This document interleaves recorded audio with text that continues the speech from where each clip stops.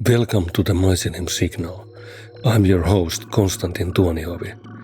This is the Mycelium Forum, open-ended conversations with occultists, authors and artists working at the edges of what conventional thought is willing to address. Tonight I have two guests whose work has converged in more ways than one on the same territory. Gavin is an acclaimed Canadian author and esoteric scholar. Naas Alcameth is a veteran black metal musician and occultist from Colorado, known for his work with Akhlys, Aoratos and Nightbringer. Both have appeared on this podcast individually. Tonight, for the first time, they appear together. They have also collaborated directly. Ricard wrote the lyrics for Through the Abyssal Door on Akhlys' 2024 album House of the Black Geminus. But first, the theoretical ground for tonight's panel discussion. Rudolf Otto called it the numinous, simultaneously terrifying and magnetic, the mysterium tremendum et fascinans. The tremendum, the thing before which you register your own radical contingency. The fascinans, the pull toward exactly what threatens to annihilate you. And at its furthest extreme, thus guns undare, the wholly other, not a gap in knowledge, a rupture in ontological category. It can only be encountered, not extrapolated toward. And now my own stance throughout tonight is a pragmatic rather than dogmatic. What interests me most is the validity of the experience as a real transformation in perception and felt reality, regardless of what framework one imposes afterward. So let me ask you both, has either of you encountered something that simply refused to fit any category you had available, something that arrived before you had language for it? Oh, absolutely. I think for myself, as anybody that's familiar with any of my work, this usually occurs, the more uncanny liminal experiences of, what we term the other, usually occurs for me in the hypnagogic or hypnopompic states, usually falling into or coming out of sleep. Not completely exclusive to that, but that's where most of mine have occurred. And I think what you're pointing at is the things that can't be relayed discursively. Yes. So you can't just speak of these things and relay it directly. I mean, you can only hope to do that through symbolism at best. But yeah, I've certainly had many experiences that would fall into this category. And how about you, yes, Richard? Absolutely, myself as well. I find it's been interesting that I think it's probably something that has been an ongoing thread throughout my life, and I'm sure probably for the both of you and perhaps with many of the listeners as well. And it is that sort of direct cultivation and the direct encounters. As was said, it's really not something that can be conveyed linguistically, symbolically, certainly, but that is about the extent.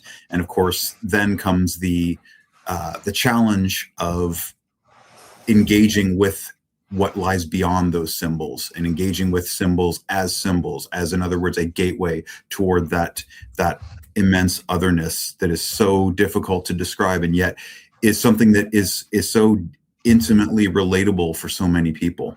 That's, I think, one of the fascinating paradoxical elements of it. Yeah, it kind of like defies categorization, like the professor John Verweek said in his famous lecture series, Awakening from the Meaning Crisis. And I think that exactly makes it so terrifying, because I think most people in the postmodern world think that we got everything figured out. And if there's something which is completely without any, you cannot get it like boxed intellectually, it's absolutely terrifying.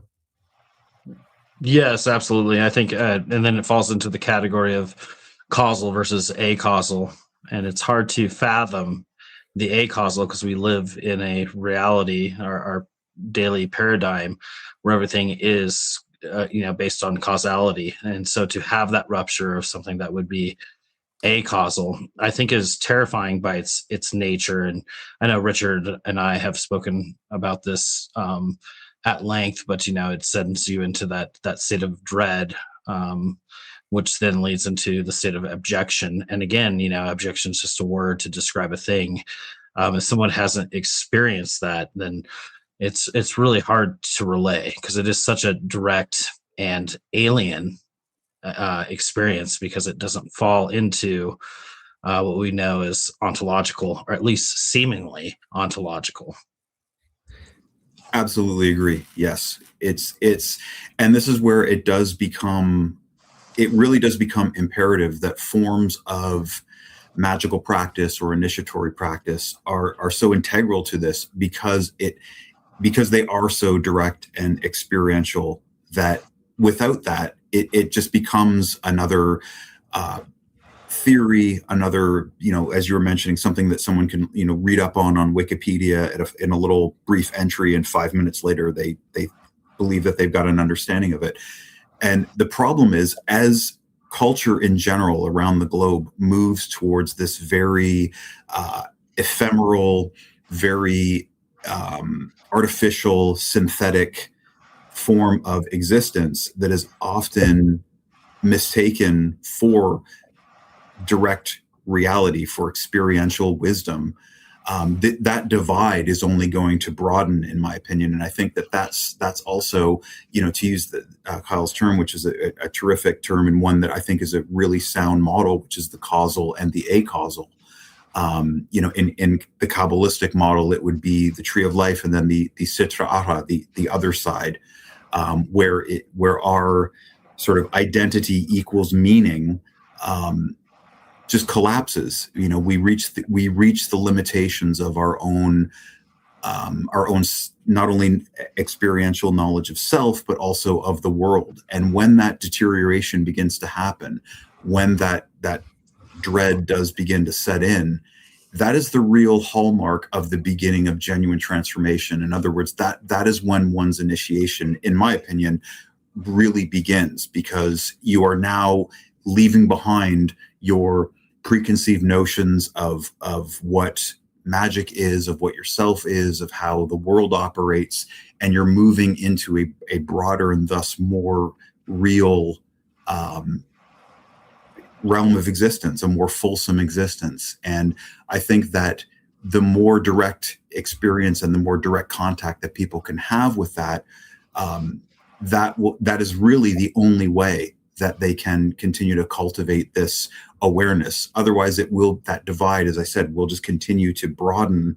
And when one needs to realize that there are things that are not simply sound bites, that aren't simply just intellectual constructs, that aren't something that you just scroll past on your phone as you're going about your day. That's a very filtered and a very mediated and controlled way to engage with your own existence.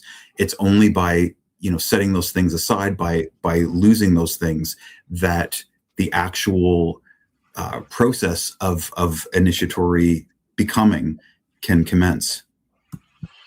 Yeah, absolutely. Agree. Yeah, and I think that exactly what you're saying, that it's that rupture, and that is the height and point of initiation, right? And that's what breaks, again, the paradigm of the quantitative, and so we exist daily in just a kind of a quantitative existence, that things are, categorizable. And then when you hit this rupture, that throws it all out the window, and we go to the extreme end of the qualitative. But then that has that same hallmark of the one term is like exothen, basically alien. That is wholly other, because it does not fall into that. So it kind of shocks us, and that's that feeling of dread that Richard and I have spoken about before. That it's not just a fear of death or harm. It's a fear of just being left out into this sea of alienation, and what that does to your soul or your ego or both at the same time is an absolute rupture. And, I believe that is exactly the point of initiation. And that initiation takes hold only when you hit that rupture, when you hit that state of that absolute abjection and dread. Agreed completely. And just to sort of add on to that, because I think this is, a really important point's just been made here. And that's, with modernity, with the online culture that has developed, particularly around things that seem to be magical or have the trappings of initiation or magic, there has been over the last 10, 20 years, in my view, the development of a very bizarre adolescent view of what initiation and magic or witchcraft or whatever guise it wishes to take has assumed. And that is that it's basically a form of getting more of what you want. It's basically a kind of manifest magic where you just basically use this as a tool to gain more power in the world, gain more money, gain, more sexual partners, whatever it may be. And the more people glom onto this sort of glamorized, very, as I said, very adolescent, pleasure principle driven form of magic, the greater the shock of actual initiation will be, because it is very much that sort of disruptive, destabilizing force, as Kyle mentioned. This is where the actual dangers of initiatory practice come into play, without question. I mean, you are looking at something that it is not a game. It's not simply a kind of marketplace where you go in and basically express your desires and have them fulfilled. It does involve a great deal of that rupturing. And the further one goes with it, the more one has to strengthen their, resolve, their ability to reconcile these experiences as best they can, to draw meaning from them, and to maintain, at least one strong foothold in the everyday world, because that acausal realm that Kyle was referring to is one that is so removed from our ontological understandings of the world that it really has an almost, at times it can be an almost ominous, even mercenary air to it, because it is so removed from how we believe the world should be, or how we believe reality does function. So I just wanted to put that out there, because I know that there's a sort of en vogue occulture that circulates through social media and things like that, where it's become a very kind of hip and kind of glib thing to just basically play act with. But the reality of it is that at its foundation, genuine initiation is a destabilizing force. It is something that is going to disrupt your life. It is meant, and that is its nature. Its very essence is that kind of expansion and rupturing of preconceived notions. Yeah, exactly. And I think that moving, when we're speaking of stuff like magic, I think you start with what is the intent. And I think when the intent is the things that Richard had mentioned, we are, if they're worldly intents, now you're bearing yourself further into the quantitative again. You're bearing yourself further into, materialism. And so if it's for worldly gain, I wouldn't even say that at that point it's initiatic. I think that the intent needs to be a want for an absolute estrangement, because in that estrangement, that's when you're going to know thyself.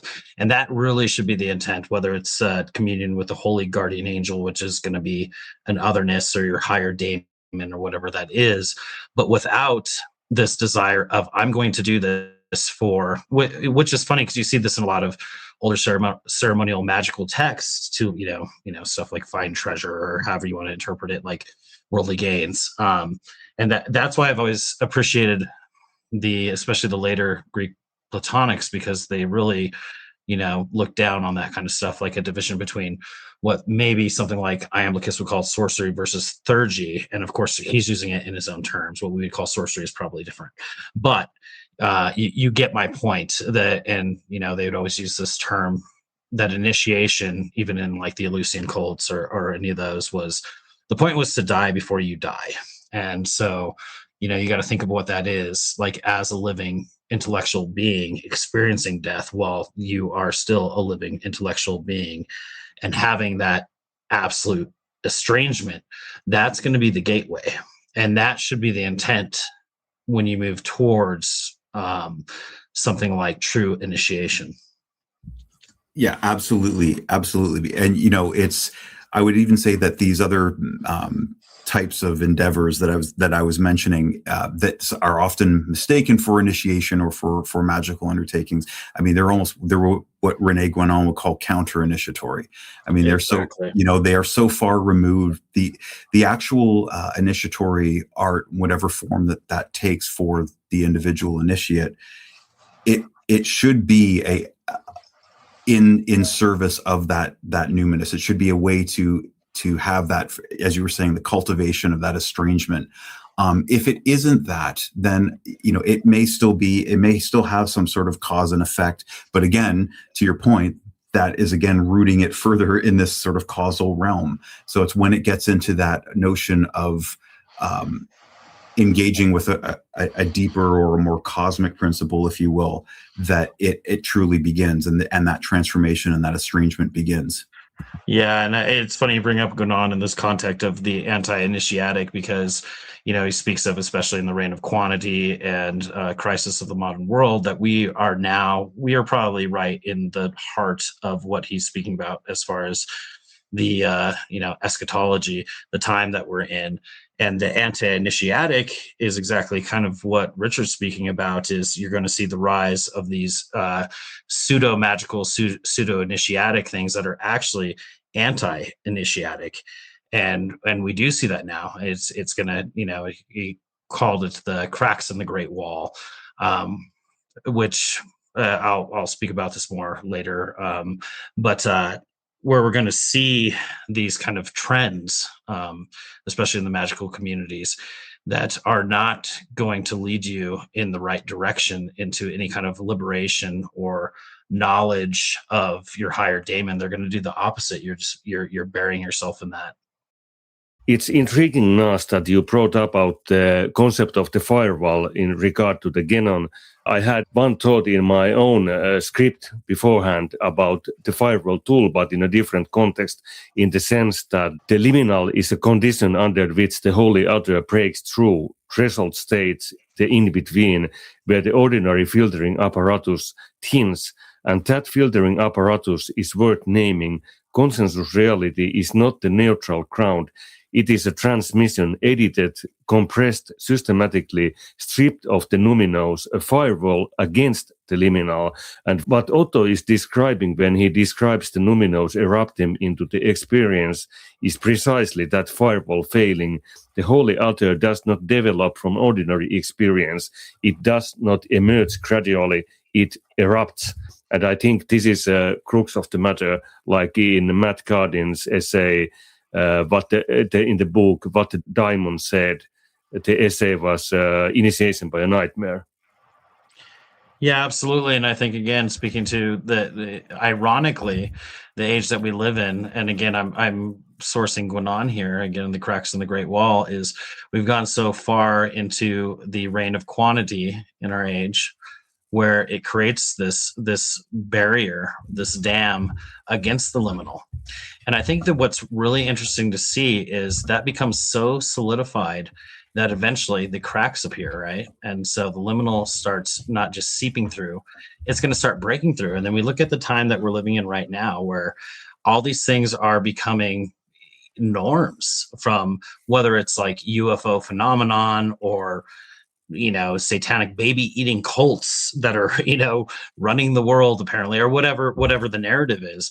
But these things that seem like tabloid, we're seeing it on a world scale instead of just as individuals. And I tend to think that we are seeing what Guénon was talking about, where we're going to see psychic events start kind of tearing through, because now the dam is breaking, because we have reached this critical point of the quantitative, of materialism, of scientism, of all those things, and now the dam is about to break. And I think it's very much a sign point of an end stage in a cosmic cycle. And so it doesn't surprise me when I hear even people that aren't maybe so into this, that they're having dreams of the apocalypse, or they're having paranormal experiences suddenly. I wouldn't be surprised if these things increased, or the oddness in the sky that gets attributed to aliens or whatever that is, which I don't think that's what it is, but that's a whole nother thing. But so it's kind of an interesting way to look at it, because usually we look at this only as a personal thing, because it is a personal thing when we talk about the rupture and the experience of the other. But it's interesting to see it spill out into a global scale in a way. Yes. It is. Yeah, it is. And I think to the point that you just made about the notion of it being a kind of personal experience. I remember listening to a lecture once by James Hillman, and he was talking specifically about Jung's Red Book. And this was shortly after the Red Book had finally been published in 2009. And Hillman was talking about how interesting it was that it was paradoxically this intensely private document that Jung had kept locked in a safe and did not really want anyone to ever read. And yet, because what he had recorded in the Red Book was so deeply archetypal and so rooted in symbology and in these sort of cosmic experiences, or these really profound depth experiences, they were also completely relatable to so many people. So Hillman sort of talked about this strange paradox of how we believe certain things are so intensely personal, and yet what is seemingly private is also something that many people share. So it's just kind of that interesting play. And I that was a really interesting point that you made too, about the notion of the cracks in the wall forming, because I think I would agree that it has reached a kind of critical mass where there's almost like this is one of the sort of crises, I think, of modern times, is how we can reconcile this, because that hunger for otherness, or that sense of this kind of creeping other undercurrent is so prevalent. And yet there's so many people who still seem to be unable to, or unwilling to let go of this quantitative view of the world. Yeah, and it's funny you bring up Jung in the Red Book, and then again going back to it on, because it makes me think of Peter Kingsley and Cataflac. And so an examination of the Red Book and his interpretation of it is, again, it seems to be very much speaking about some of these things that we're talking about, this eschatological terminus point, and the future of mankind, which almost reads as an apocalyptic text. Mm-hmm. Yes. This is all sounds very familiar, and I had heard this concept before, the Genons, the Great Firewall breaking, and even these UFOs and whatnot. And of course, just to give you another, more like a science fictionary point, is that now that we have this goddamn deep fakes and AI slop and whatnot, it's like it's completely impossible in the near future to even understand that what is even so-called real, if I'm speaking to an actual person, or like an AI voice bot or whatever. So that with everything else is going on at the world right now, like the possibility of that we are already in the throes or within the Third World War, So it's no wonder that people are kind of like how would you say, losing their mind, and everything is in a state of instabilization. Yeah, well, and it's funny because of the technology and the progress, it's turned into this monster with like stuff like AI and like the things that you're talking about, misinformation, and through that, it ironically sets things up for the liminal, because what we've done is we're throwing consensus reality out the window. So we know when we no longer have the ground universally as a consensus reality, you're opening it up to the liminal. So it's a very ironic thing. And again, it goes back to that wall is cracking. And so when I see this stuff, like any of us can hop onto social media or whatever and try and figure out what's going on with the war or with politics or just things in general. And now we can't tell heads or tails, which that dissolves the consensus reality. And once we dissolve that on a universal scale, that's going to open up this potentiality. And I don't think it's doing it in the best way, but that these forces are going to break through. And what people have to realize is, of course, we not would call it psychic forces, or we could call it demonic, or, from whatever purview. Not all of them are good.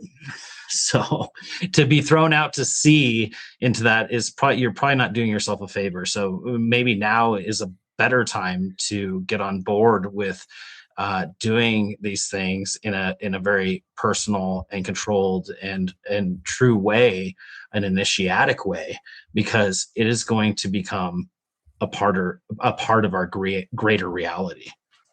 Exactly. This is a good curveball in the sense that at the same time we have been like a kind of suffering from the consensus reality, the strict reductionistic, not scientific but scientific consensus reality, and now everything is breaking apart at the seams. And I agree, it's like a mixed bag. Nobody knows what the hell will happen in the near future. And I also am of that mind that it's a good idea to kind of ground yourself, if, for example, maybe in meditation, and have some kind of Luddite type of retreats from social media, and maybe to live in the countryside, as I half do nowadays for the 5 last years. So basically, this is the best antidote to kind of divorce yourself from the city life and this kind of Kali Yuga madness, which is rampant. Yeah, and I think it's going to increase, especially if you put any stock into stuff like Hellenic astrology or anything like that. I think the next 2 years are going to get pretty wild and pretty dark. Yes. Yeah, and I think it's interesting that, the discussion here a moment ago about the uncanniness of AI and things like that. It's oddly reminiscent of when Freud originally wrote his essay, The Uncanny, which I believe was in 1909. And one of the elements that he discussed a lot in that essay, and this sort of feeling of uncanniness, was one of the marvels of the day, which were automatons and clockwork figures. And the notion of a kind of simulacrum of a human being really unnerved a great many people, because it had that appearance of being human, which I would imagine at that time in particular, I mean, today they would look pretty archaic, but at that time it would have been a dazzling and unnerving experience, which is kind of similar to what we've got in this sort of high-tech notion of AI. I also would want to comment that, Konstantin, your comment regarding grounding oneself, and whether it be with meditation or time in nature, or a combination of the two, that is absolutely, I think it is more critical than ever before, because one of the basic tenets of any sort of spiritual practice or initiatory practice, or whatever terminology you wish to use, is understanding how one's mind works. And having a good understanding of, what thoughts may come and go, and having a sort of that sort of grounding. If you are a person who is simply a stimulus response mechanism, then you are tender prey for madness in this world, because it's basically an endless flow of stimulus, false information, and if you don't have that grounding, if you don't have that sort of removed from the technological glitter, a very profound sense of stillness within yourself and understanding of how your own mind works, you're in great danger of being swept away on at best fantasies that are basically filling your time, and at worst delusions and madness. Definitely. Do you have anything which comes to mind, Naas? No, absolutely. Okay. It made me think, and even these things like AI, or whatever it is. Like there is no standing outside the greater reality, right? It's still going to be a part of it. And it's almost like with stuff like AI, we're almost have created an anti-God, you know? And so even when people think that they are spiritually divorced by just ingraining themselves into this, they are not. You're leaving yourself open to probably the most malefic of forces.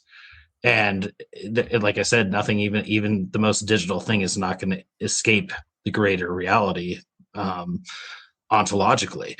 And so and so people do this like almost in a state, a somnambulistic state, a state of slumber, going through their lives. And you can ignore the gods, you can ignore the spirits, but they won't ignore you. And I think that again goes back to cracks in the Great Wall with stuff like as simple as AI, which is not simple at all. That you can end up in the most dire of circumstances. Yes. Another thing which comes to my mind, which is it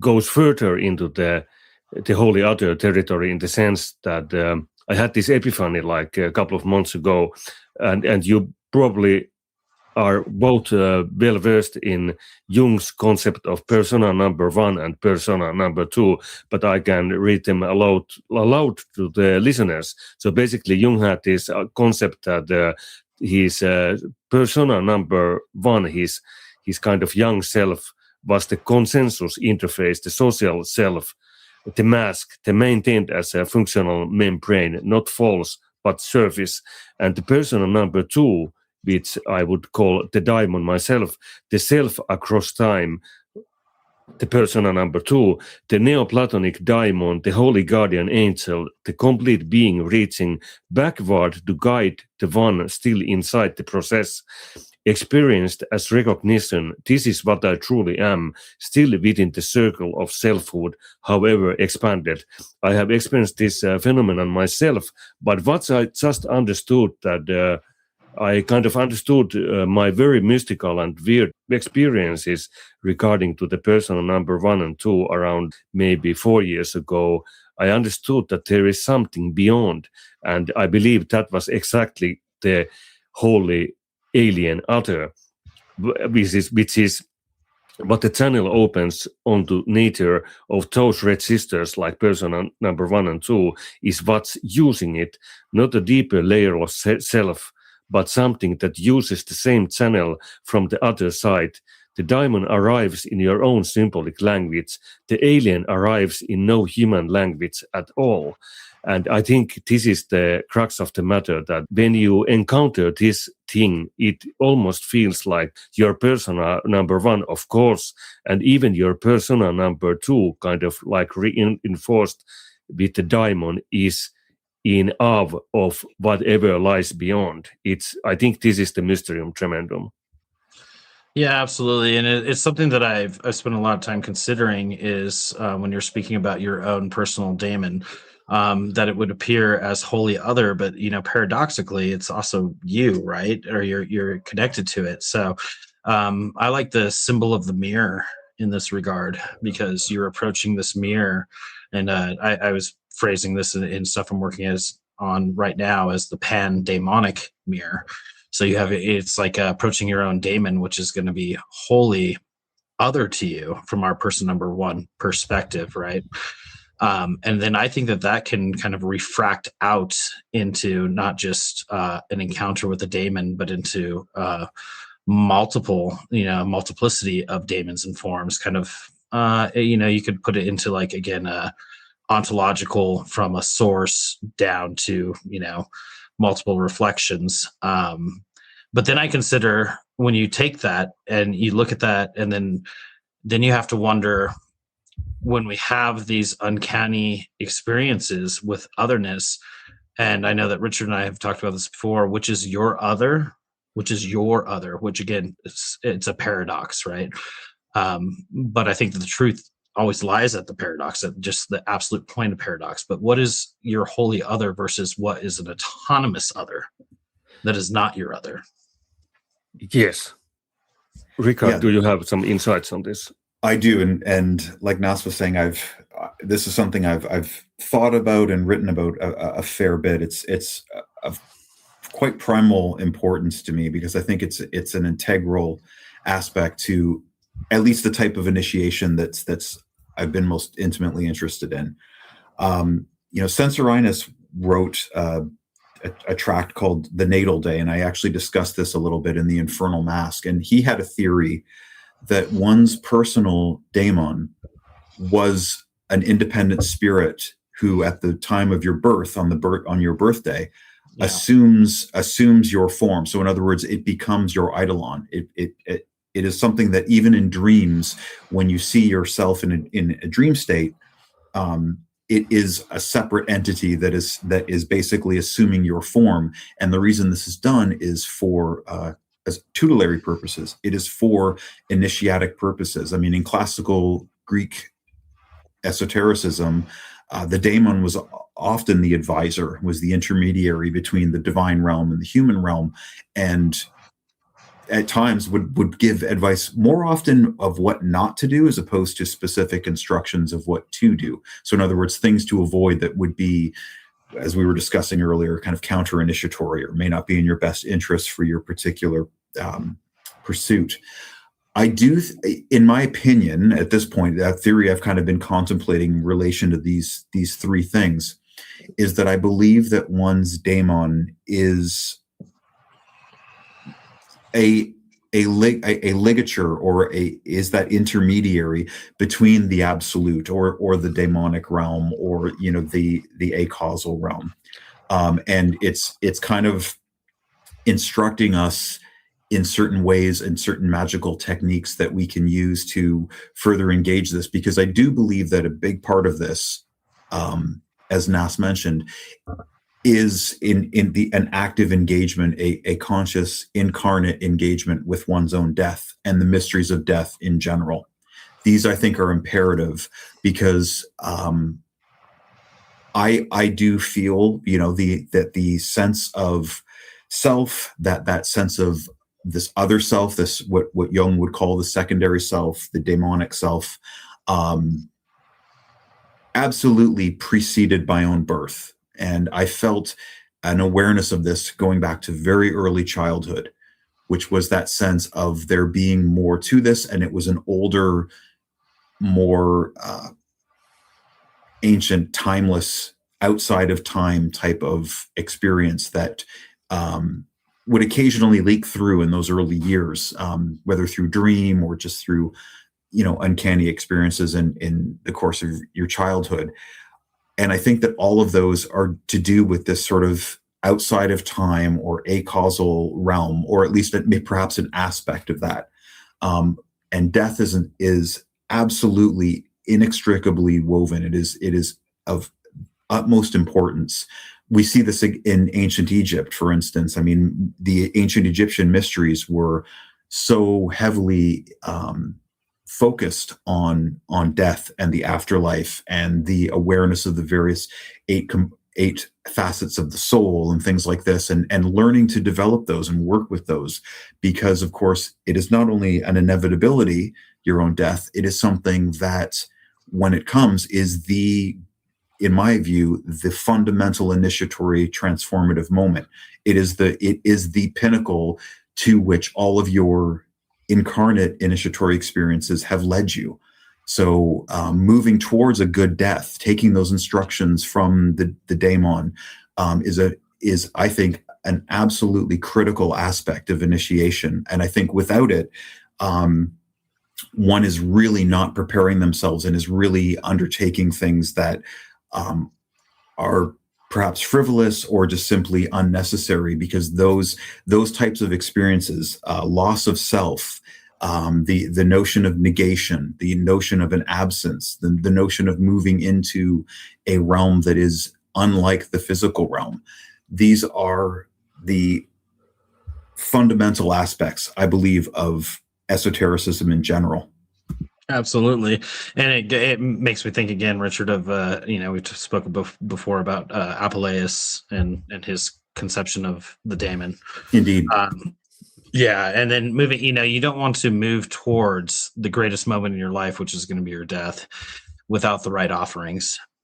Insufficient. You don't want to arrive at that gate before death insufficiently. Absolutely, and I mean it's and this again. I find it so fascinating here that we're touching on all these points and yet seeing how the really strong interconnection. One of the things that I think is of paramount importance now is the fact that even the notion of spirits of the dead is it's not even considered by most people. I don't even think it's that there's an active disbelief. You can see it rampant that that whole notion is just redundant to most people. Whereas anyone that undertakes any sort of spiritual practice sees very quickly the reality and the great importance of learning from the dead. And this was something that was so interwoven with life in ancient times and in other cultures, that it's always had that paramount importance, and it really should be of importance to every individual, especially one who is undertaking any sort of initiatory work. Yeah, the ancestral dead, the mighty dead. And I think that a reason why, and I understand this because, growing up, I went through these periods too, where you question these things like, what would that be? But then I realized I was questioning these things from a very modernistic against scientism, basically, without knowing what that was, view of, what would that be? It would, and we only, from that view, you only view it as exactly what we are right now. And you're like, well, how would that exist? Mm-hmm. And I don't think that's what it is. I think when he talked about the spiritist movements in the early 1900s in France, he kind of got at this. He was like, more like they would be shells, or they'd be aspects of the dead, and so it almost does it a disservice to think of the ancestral dead as just egos as we know you and I just hanging about, right? It's definitely. It would be something more essential about that person and their connection to their daemon and maybe a personal, I hate to use the word archetype because I don't want to relegate it just to psychology because that's not what I'm talking about, but these reverberating shells that do, when I say a shell, it doesn't mean that it's cast away, that it's of lesser value. It's of great value, greater value than your ego would have had been during life. And so I think, that ancestral worship and that lineage, that chain is very important, but people have forgotten that. They've forgotten it because of this view that I was speaking of. Yes, absolutely. And I think, the notion of receiving teaching from these shades of the dead has been life-changing for me. I mean, it's been, I've had not many experiences, but enough to understand and appreciate the tremendous value of it, where it is actual post-mortem wisdom that has been conveyed, that specifically relates to these kinds of mysteries.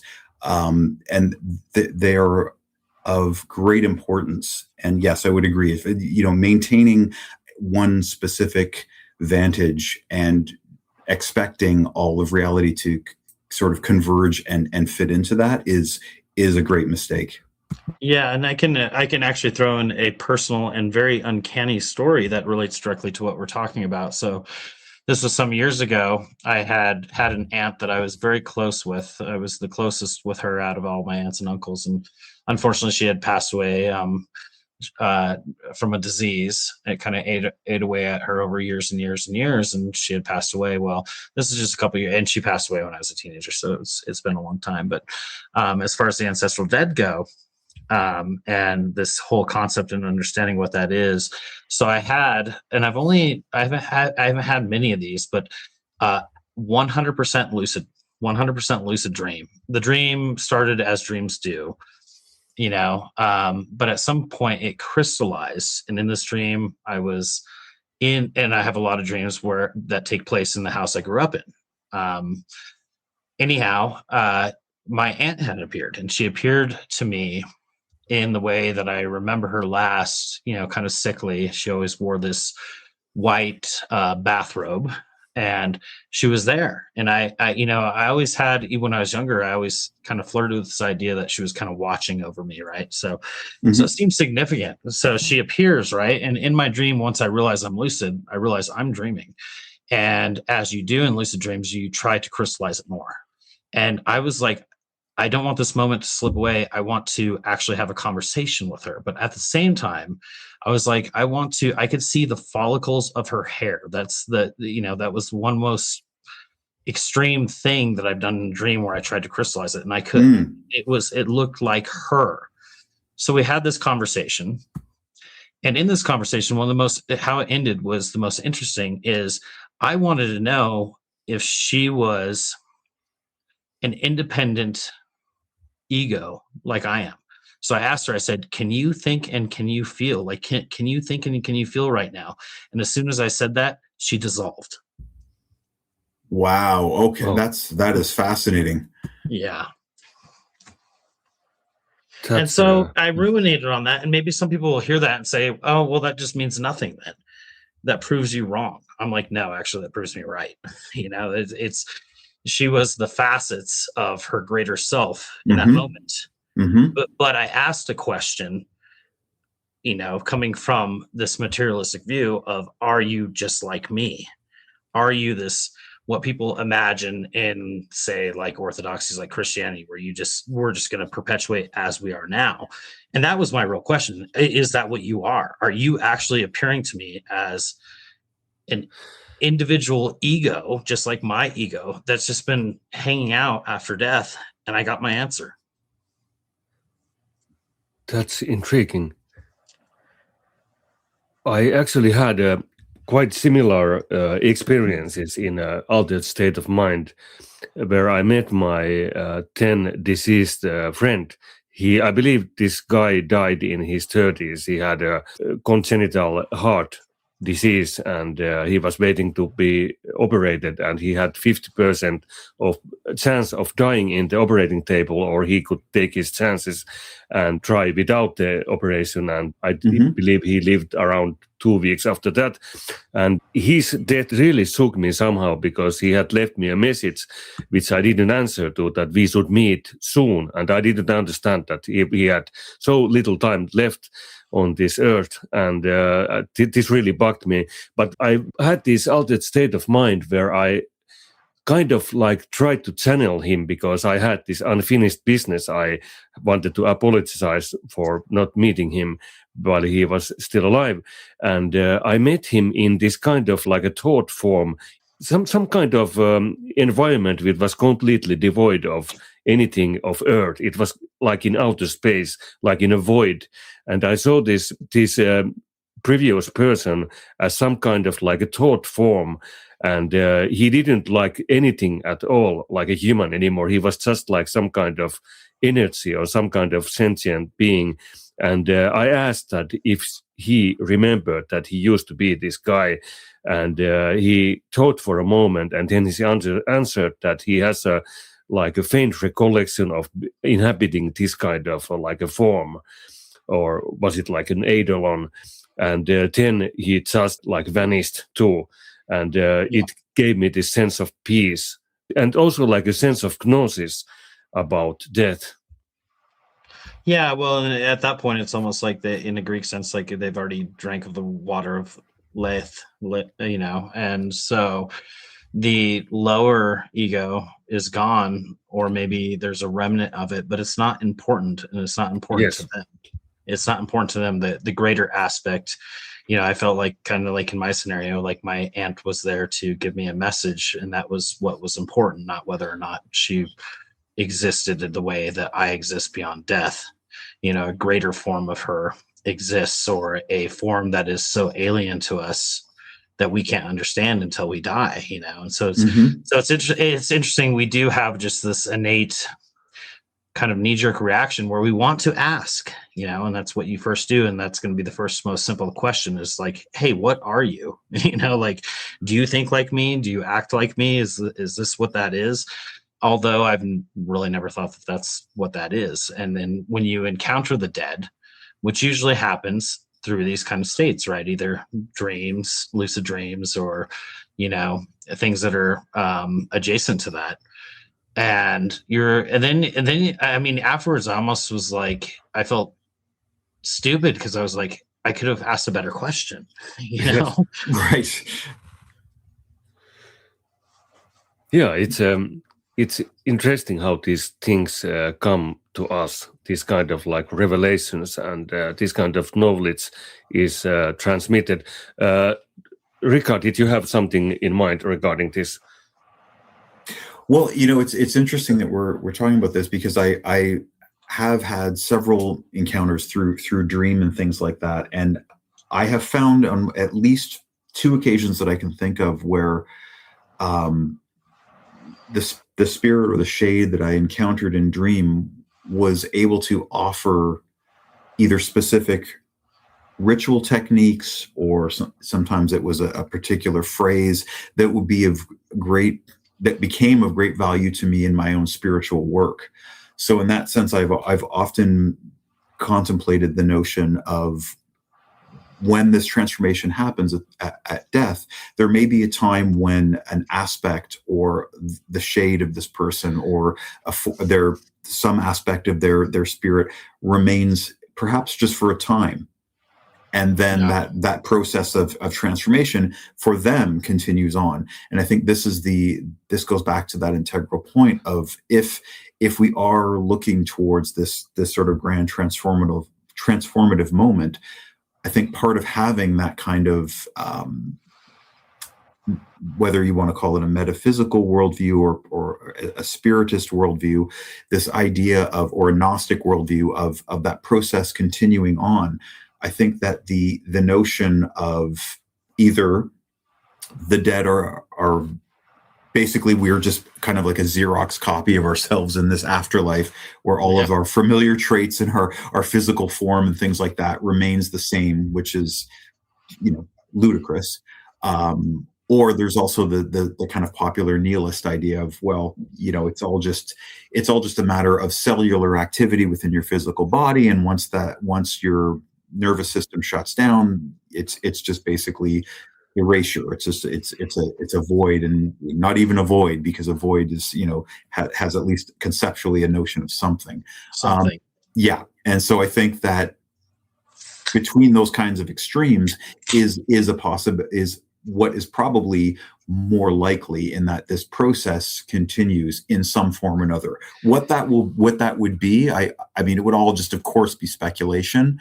I do suspect that it does continue on, whether that means a form of reincarnation, or moving on to further into this sort of other realm of otherness. I couldn't really say. As I said, it would just be speculative.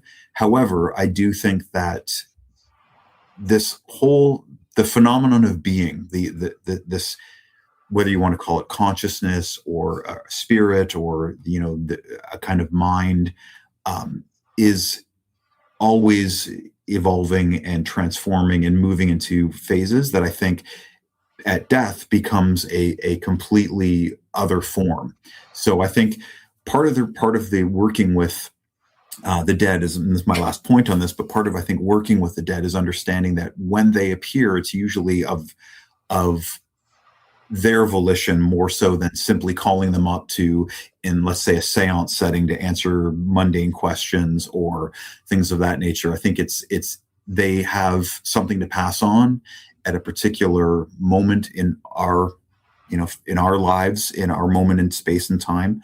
And then that process continues. And I think it's basically at its finest, at its most mysterious, it is usually wisdom or insight or techniques that can be incorporated into one's spiritual practice. Absolutely. And at that point, it feels almost like the process feels alchemical, right? Like they're going through phases. And I know in like the Tibetan concept, they do think that the ego, the part that we were talking about, how most people envision the dead, I do think it does linger, and that again, that's very Tibetan. Like I can't remember the amount of days that they say that it supposedly lingers. And even Evola had spoken about this. Like it would almost be like the ego remains for a duration of time, but it remains within like a river, and that river becomes more and more raging until that ego is eventually washed away. But that doesn't mean that the greater aspects of who that was, what that is, doesn't exist beyond that, and some of those aspects, like again with the scenario, the dream I relayed was love, and that's a powerful virtue and archetype that is connected to something that is eternal, and Yes. So it was a reflection of that aspect of her greater self, is how I looked at it afterwards. I was like, that was the point. The point wasn't to, like you said, Richard, go back and forth on mundane questions. And there's also like something cautionary in this. When people that are intentionally trying to force these things, invocation or evocation, with a lesser means or a lesser desire to ask those mundane questions, you could easily be fooled. Like you could be talking to something that is not what you think you're talking to. Absolutely. I completely agree. And I mean, that's also part of it. Part of the risk, and also the fascination that we've talked about is this notion that really nothing is what it seems in this area, in this respect. It is something where it is so much it's symbolic. It's also, there are a great deal of masks and projections, and it's cipher. So it's so much of it is trying to not get swept up, to have, and again, that sort of sense of discernment and also etiquette. You'd mentioned this sort of invoking against their will and things like that. I think that one of the important things that I've said to people through correspondence or just in interviews before is always understanding that etiquette is a huge part of any spiritual practice. Absolutely. Well, approaching it with humility, if you're going to be doing these things, instead of in some of the grimoires of the, threats of harm and these forceful things. It's like, how do you think that's going to turn out? And maybe it will, maybe you have that degree of knowledge and power, but then again, is that virtuous? I don't know. And we have to, if we, and I think we do agree on, when we talk about the concept of the daemon, if it's very Greek, these are the kind of the spirits of the air between, right? Mm-hmm. So they have the immortality of the gods, but they have the free will of a human.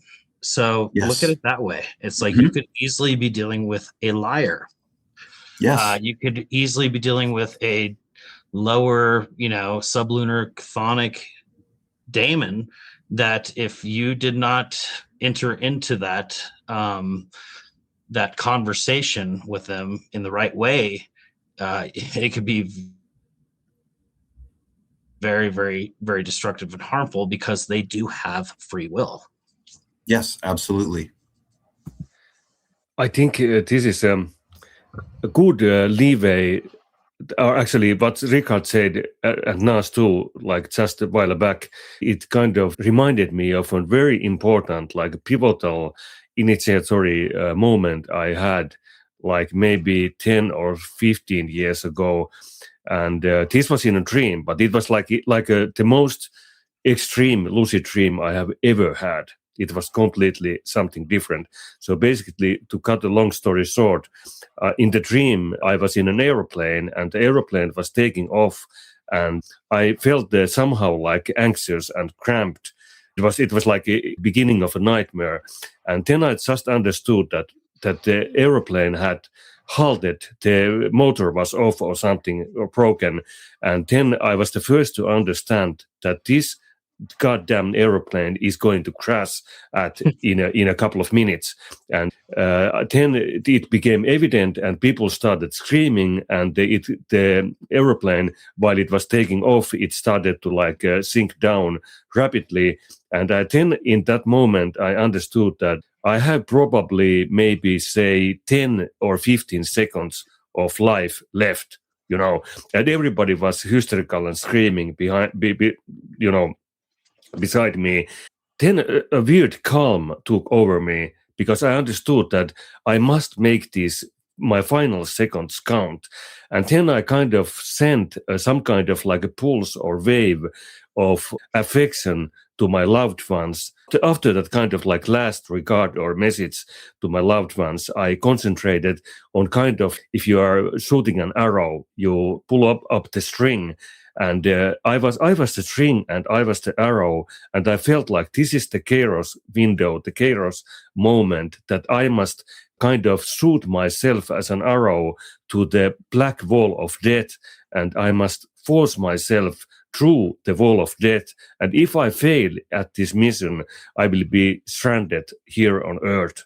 I will be doomed to return once more.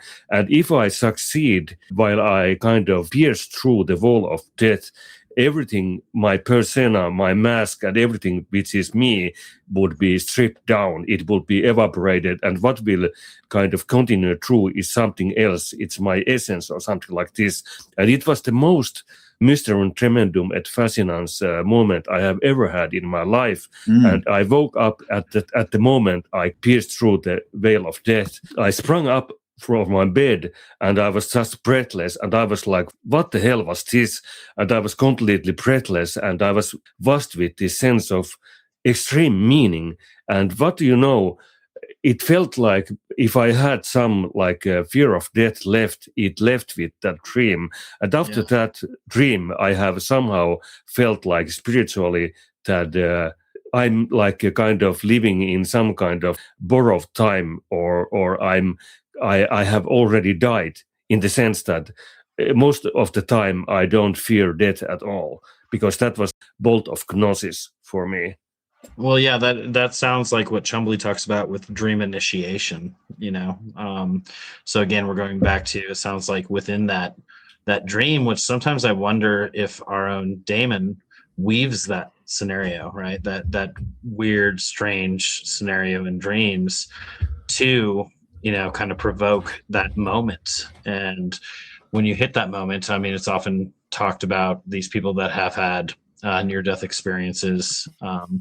There's another one I spoke about before in another podcast, where people that are terminally ill, they can go to this clinic and they give them what they call, I thought this was kind of comical in a way, but heroic doses of psilocybin. And then they walk them through, and they literally, they're just tripping so fucking hard and going so deep into the liminal. And it's not a fun party experience at that point. When you take heroic doses, you are not having a great time. And so they're kind of entering what you talked about, where it's like, you feel like you're rushing towards the wall of finality. And within that critical moment, what do you do? And the reason why they do this for these terminal patients is because these patients have so much anxiety about their inevitable, quickly approaching death.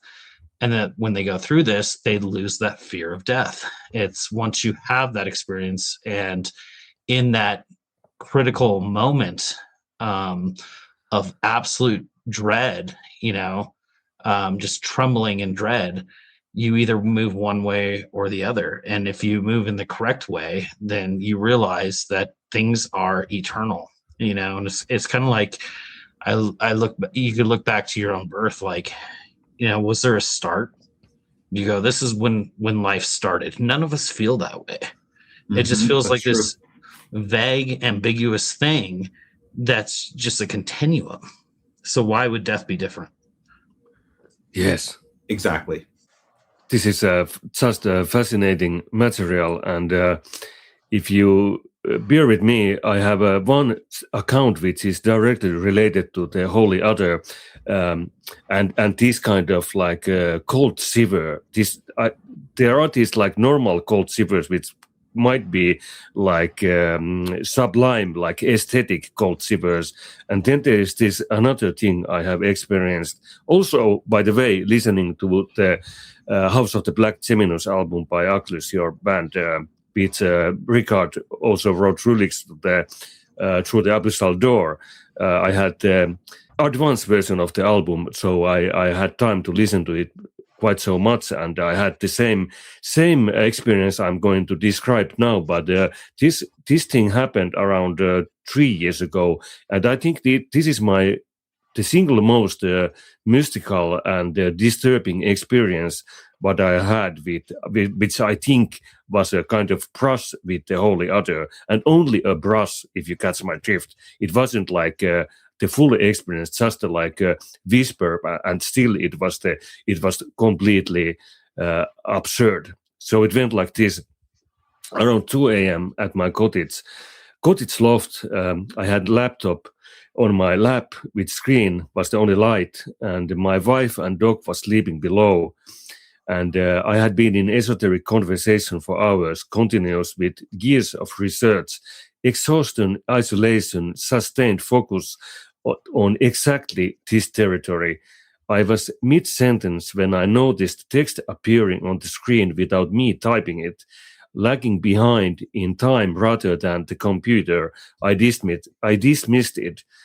And then the first shiver, called involuntary interior, then a second wave, significantly stronger, then the third, which wasn't a wave, it was an event. It moved through me all at once, somatic, total, and inside of it, something entered, not a deeper layer of my own psyche, but it felt genuinely alien, belonging to an order of being I had no category for, moving through my mental architecture with purposeful indifference, like a hacker in a system, like something running diagnostics on a hardware it had never encountered before. 10 seconds at most. When it withdrew, I was shaking. The loft was the same loft, but on a different channel, as though ordinary surfaces were exuding a residue I'd never noticed 15 minutes before I had the nerve to even descend the stairs. The analogy I reached for later, a firmware update, forced installation, no dialogue box, no option to defer, something in the receiving apparatus reconfigured without consultation and departed entirely on its own terms. So basically, Richard has had this concept of gloom of Erebos, which is this kind of like liminal thread lingering around. But I think this was the Erebos itself, or something like it. So what do you make of this experience? I'll let Richard weigh in on that one first. Well, you know, it's things, those types of eruptions that are so disorienting, especially when they happen in a non-dream state, they really do evidence that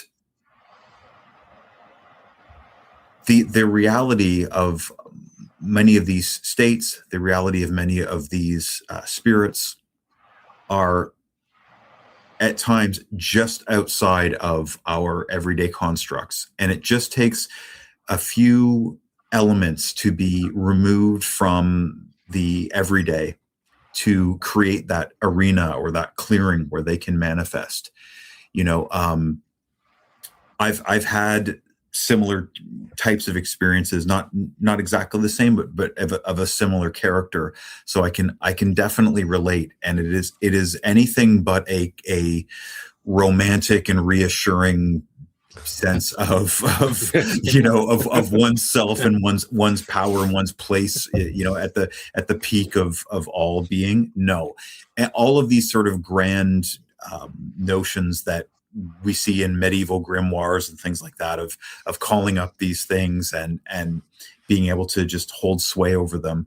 A lot of them are just, you see immediately how childish and nonsensical a lot of them are, and how it really is that sort of that those kinds of encounters are a profound way to cultivate the humility that Naas was referring to in relation to Yes.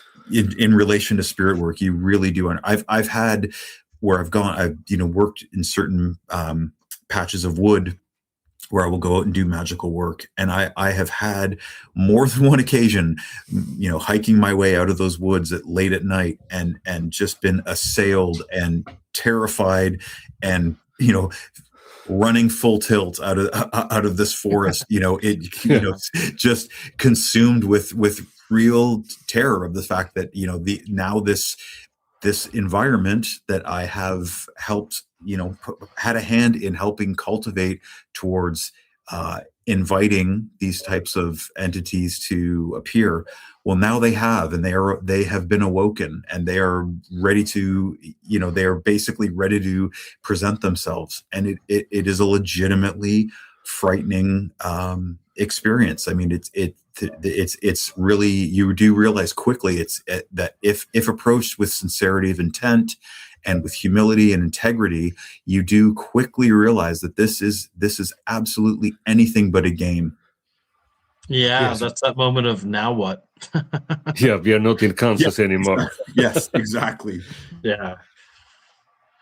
Yeah, it's always interesting when these things manifest not in a necessarily, you could be usually it still occurs in a liminal setting, but it doesn't have to. It can erupt spontaneously. But even when I hear these stories, there's still at least a bit of liminality. It happened at night, or there was a dark hallway, or there was a corner, or you were in the woods, right?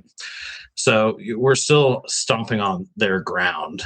Absolutely. That's an excellent point. And I think it's so important, as I was saying, with, when you create those sort of arenas or clearings for this expression, this is one of the reasons why I always encourage people who are genuinely interested in engaging with this work seriously is to really seek out forlorn places, abandoned places at night. Then, the natural world is imbued with spirit. It is, and this is not just simply a kind of pagan worshiping of nature. Nature really does reveal itself at that point to have a sort of invisible hand. There is a spirit realm on the other side, or the underside, or the far reaches of this natural world that does reveal itself under proper conditions. And absolutely, the cultivation of those liminal spaces, those liminal states of mind, those liminal ways of perceiving, whether that's with scrying or with small fires or lantern light, anything that kind of creates that sort of shadowy space will quickly bloom into a potentially full-blown experience of this. Absolutely. Well, those are the spaces where you give these things room to breathe, right? And the breathe and reign in their own capacity. And so, Yes. So it's interesting. I had, I always think back, and I've told this story before, but when I was initiated, I went through this whole initiation, and I could sum it up by, when you knock, sometimes things knock back. And that's when I experienced stuff that was, I guess you could say was paranormal, and it was, the timing was just so uncanny that I just, it shook me. It really did. And you do have this moment of, okay, what am I fucking with? Like, all right, am I prepared? Because now I've kicked open the door and I made the call, and now something's coming through. And so, I think that's a hard thing to prepare for. It absolutely is. It goes back to the great comment you made, the now what moment, because I think this is, we can get, and I'm as guilty of this as the next person, but we can sometimes be swayed by the aesthetics of this, or the the sort of romantic notions of this, because there is a beauty and an art to it as well. It's not simply Sure. Engaging with something that we find repellent. I mean, it is in a sense, it is a divine practice, or a holy practice. So that can sometimes enchant us to the point where we feel, well, this is what I am. And then that moment of dissolution of self, or, the void opens up and you realize, okay, now I have I'm at that threshold, or just taken a step past that threshold. And now suddenly it is now real, to the point of, I have to basically navigate this as best I can with whatever magical training I have, whatever, clear intuition I've got as to what feels most appropriate and beneficial, because this is not something that I can simply blindly trust. This is not something that has been of my creation, and therefore I'm the puppet master in this area. This is now basically, I have felt impelled to call something or a variety of things up, and now these things have responded. Now they've arrived. Yeah. Yes. Yeah. And I think even that aesthetic love, that's where it begins, right? So it's not necessarily a bad thing. It can be a bad thing not at all. Yeah, absolutely. And I mean, part of the reason why I wrote The Benighted Path was basically to sort of lay a kind of foundational text for these certain aspects of imagery and moods and symbolism and impressions that people really respond to, is basically saying these do not necessarily need to be set aside as childish things, but if you approach them on a serious way, in an initiatic way, they can open up this entire realm to you, provided that, again, you are approaching it with that sincerity of intent. Yeah. And I think it starts with that. I mean, we could probably relate that. You could look back to your childhood and be like, I was always into dark things, whether it was horror movies or books or absolutely art, or music. Yeah, and I see that, or whether it's your aesthetic, whatever, and these things that you don't want to stay right there, right? But I see these things, especially in our youth, that could be a calling of the daemon. That's the allure. When you have this romanticism within you for these dark things at a young age, you could be being called down a path. 100%, and I think that was absolutely the case with me. It was one of those things where I knew, not intellectually, because I was far too young to have a theoretical understanding of this. I just simply knew that this was a calling, that we, the fascination with ghost stories and monsters and gothic horror, it was teaching me something that I was absolutely desperate to know. I mean, it wasn't just that I had a casual interest. I would pore over these books and study these movies like I was a monk trying to glean these things. It was a fanaticism. But the great thing was that eventually did lead me to digging deeper and deeper, and that led to theory, and then philosophy, and eventually learning about mystical traditions, and then eventually into magic. So I think, you made a great point, Naas, that's a very important one, which is just, as long as you don't plateau, as long as you don't basically say, well, I'm just going to be a sort of chaos magician who's just going to play with these things at a kind of adolescent level, and I don't want to take them any further. Well, that's sort of a fool's errand. But if you have that drive and the willingness to see them through as to what they are perhaps masks of, and understand that it is a calling towards something deeper than simply, watching every horror movie ever made, or cataloging, horror fiction, but getting into what these things represented, or what these things awakened in you. That's where it can become a very profound spiritual path. Yeah, when you're not doing it to curate a persona, which that does happen. I see it a lot. I mean, especially being within the black metal scene. Sure. There is that, and being around certain individuals for long enough, and they usually move on anyways. So, but it is instead of having their own genuine identity, and then you can get kind of territorial about it. Like, it's like, no, this is my calling that existed before I was born, is how it feels, right? And instead of the tourism of, you're curating your persona to project a certain thing because your innate persona didn't come out sufficiently. Absolutely. Whatever it is. Yeah. Yeah, and I think it's the same. We've discussed this, I know, in our correspondence in the past, and it's that notion of, for yourself, it would be composing music and lyrics, and for me, it would be writing fiction. Even that is absolutely a part, an integral aspect of my spiritual path. I don't really make that grand of a distinction. And I know that for myself, there are a number of writers, probably the overwhelming majority of writers, who might work in this field of the weird or the gothic. And for them, it's basically a mode of producing entertainment, or it's a career.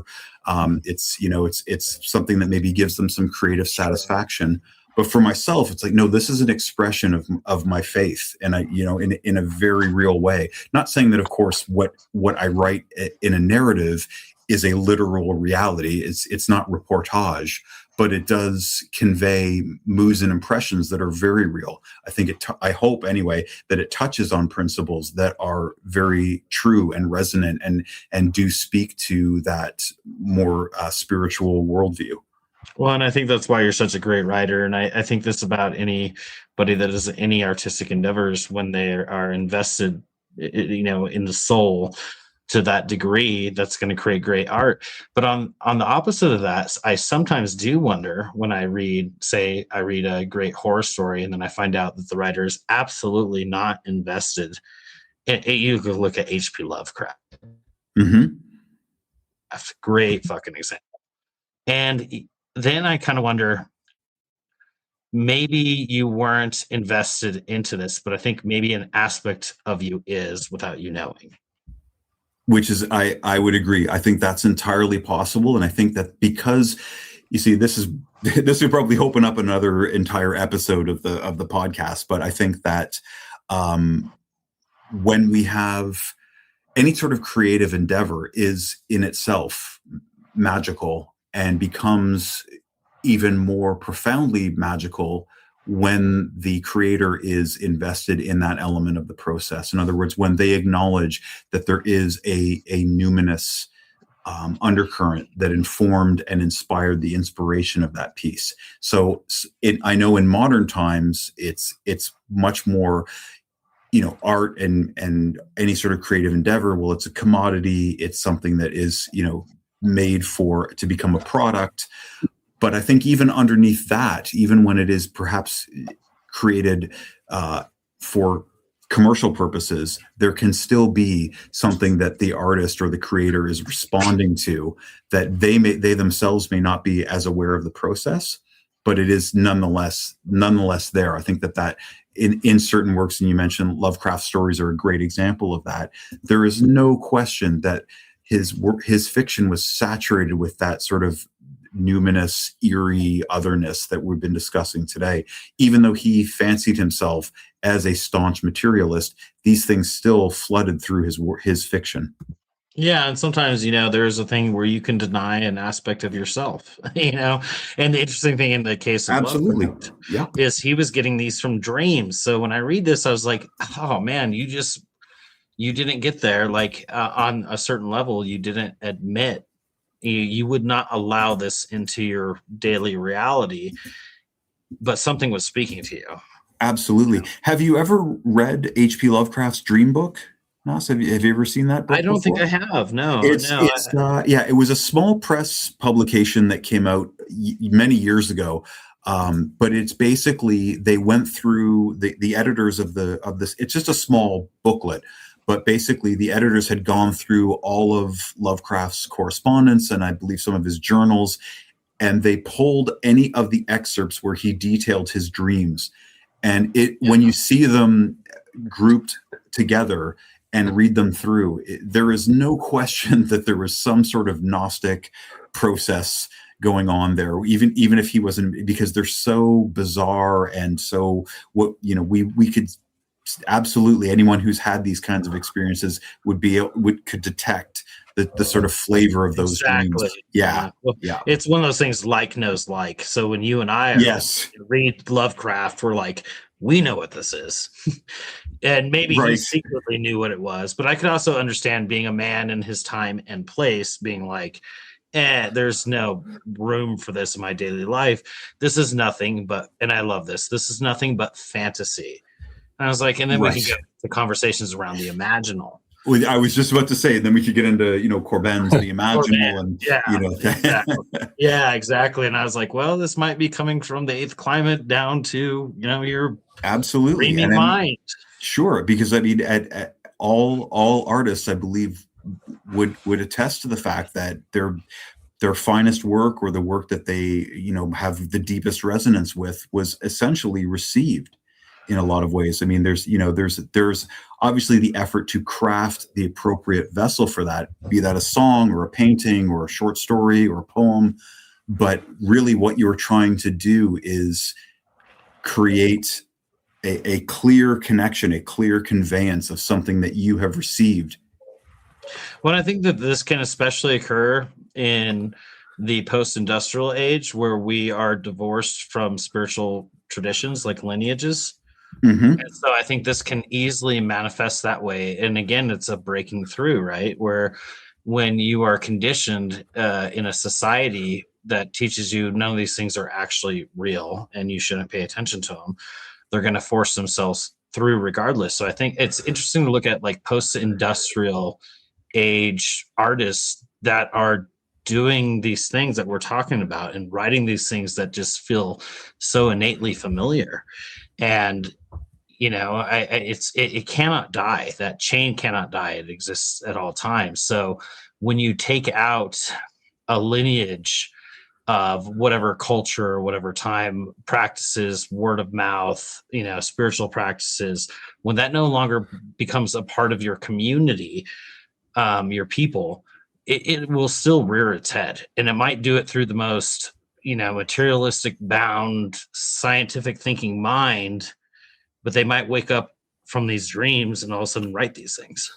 Yeah, absolutely. And I, one last point on that too, that I think is one of the benefits of that, is that although there's much to rightfully bemoan about this sort of post-industrial age, nevertheless, there is a great merit in the fact that when these types of works are produced, when these moments of demonic or divine inspiration occur, one can experience them both as the artist and potentially as the audience in a way that is much more direct, because those experiences are not being forced to be shoehorned into a pre-existing belief system.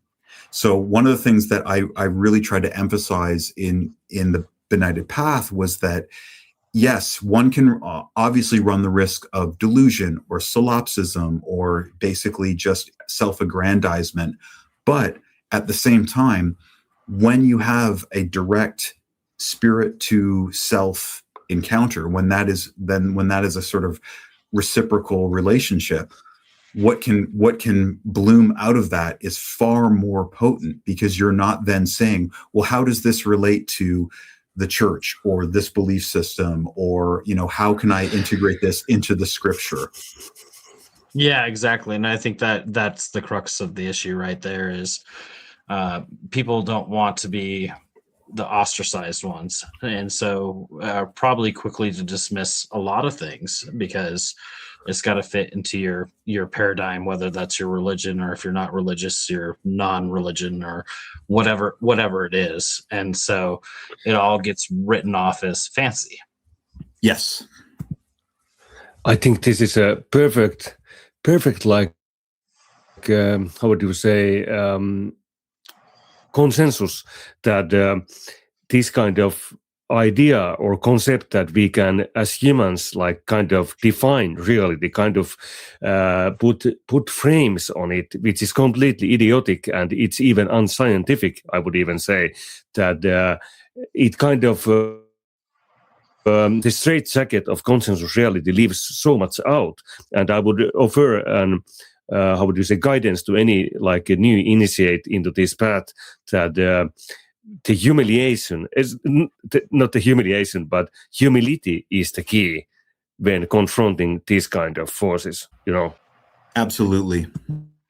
Yeah, I think that is the best mode to go into it, and that's the purest mode. Is without a desire besides the desire to, know thyself again, or, whatever, however you want to phrase that.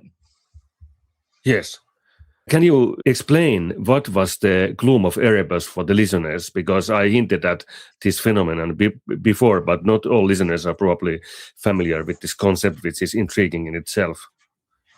Sure, I can touch on it a little bit. I delve into it quite extensively in my book, The Infernal Mask. But basically, the gloom of Erebus relates. It has a mythical form in ancient Greece, in Greek mythology. However, I specifically employed it into the book because I have noticed in my own personal practice that it is a legitimate phenomenon that can occur during ritual, which is the presence of a kind of mist or a darkness that does envelop one's working space. And this is one of the hallmarks that I have found in my own work that does signify spirit presence. So it can sometimes occur in the kind of hypnagogic state. It can occur during ritual in those kind of liminal states. And really, it is a form of blurring of boundaries. So it does create a physical liminality in the sense that the environment, if it is occurring, let's say during magical work, the environment actually does become hazed. It does become darkened in an unnatural way. And through that, then your perceptions of your environment begin to soften and blur. And through that, spirit contact is possible. So in a nutshell, that is what it is. I delve more into the mythical background of it, but also for the sake of the listeners who are listening, I've found that it is an element that does arise during spirit work. Thank you. That was an expert explanation, and I think we can close the panel today with this personal anecdote of myself, which seems like it has something to do with this phenomenon. So basically, this happened around a few weeks ago, and it's relevant to this topic at hand. Earlier this year, I'd been so buried in ordinary working life, schedules, deliverables, social contracts, that I started jokingly diagnosing myself with a consensus reality infection, a malnourishment of the liminal. The perceptual apparatus had gone flat, everything was legible, manageable, completely dead. So I retreated back to the cottage, and somewhere in immersing myself in this kind of work again, I apparently re-entered the liminal more abruptly than I had anticipated. Around midnight, alone, something hit me I hadn't felt in years, a pervasive, spine-chilling sense of unknown dread.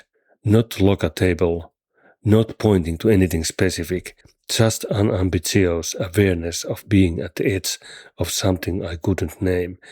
Unsettling in the moment, afterward I felt recalibrated, corrected somehow by an overdose of the liminal. The modern condition may not be one of too much darkness, it may be one of too little threshold. There you have it. Yeah. I think also once you go down an initiatic path, once you get into those lulls where maybe you know that you're not engaging enough or these things aren't occurring enough, it will eventually call back to you.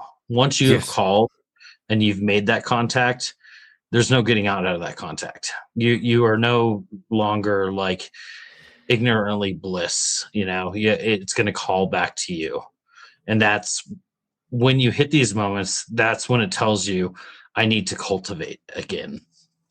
Yes, it was basically like having some vitamin deficiency or something like this. So I very much yearned for the liminal, and I made clear, how would you say, work that I should be reunited by it. But it was so, the contrast, the sudden, I had kind of asked for it, but then I got more than I asked, and I was practically soaked by the liminal, even though I think I'm quite jaded to the liminal being around, which I still think that it was just what was needed. It was like at the dentist having a root canal treatment or something, it really helped me. Yeah, well, and that's part of the reason why I purchased the house out as far as I could in the middle of, fire blasted woods in the Rocky Mountains, was so I can more often reside within that setting, setting myself up in a daily, mundane sense, to have that more open to me. I understand completely. So thank you for this conversation. It was a delight, and I think we covered a lot of ground, and maybe we can do a continuation episode someday in the future, because I still have a lot of topics we could discuss, but I think this is a good way to stop the recording, because I have had pretty intriguing and weird glitches throughout the episode, and perhaps you didn't even understand that I had even more glitches that you even knew, but I managed to kind of work them out during the recording. So I have been on the edge of my seat throughout the recordings. Well, that's appropriate. It was superb, gentlemen. Thank you very much. I look forward to doing it again. Yeah, absolutely. Yes. Thank you, guys. This was excellent. Thank you, Richard and Naas, for joining us on the Mycelium Forum and for bringing the full weight of your experience and thinking to this conversation. To our listeners, thank you for tuning in. Show notes will have links to Richard's and Naas' websites, along with further reading on everything we have covered tonight. I close with a passage from Rudolf Otto himself, because no summary does it better than the master does. Down below, the broad, roaring waves of the sea break against the deep foundation of the rock, but high above the mountain, the sea, and the peaks of the rock, the eternal ornamentation blooms silently from the dark depths of the universe. Good night.